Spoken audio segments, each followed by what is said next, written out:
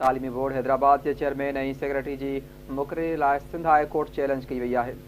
Chairman Ahmad Ali Brohi ऐं secretary Shaukat Khanzada के 22 जनवरी लाइ नोटिस जारी किया विया। दरख्वास्त गुजार राफिज सिंध हाई कोर्ट कराची में दरख्वास्त दाख़िल कई जेका हैदराबाद मुंतकिल थी।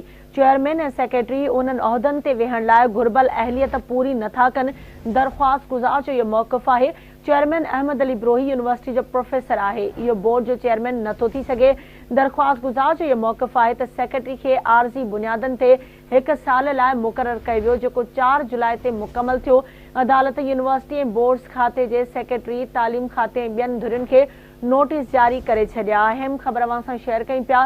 तालीमी बोर्ड हैदराबाद जे चेयरमैन ऐं सेक्रेटरी जी मुक़ररी सिंध हाई कोर्ट में चैलेंज कई वई आहे। चेयरमैन अहमद अली ब्रोही ऐं सेक्रेटरी शौकत खानज़ादा खे 22 जनवरी लाइ नोटिस जारी किया विया। दरख्वास्त गुजार राफिज सिंध हाई कोर्ट कराची में दरख्वास्त दाख़िल कई जेका हैदराबाद मुंतकिल थी।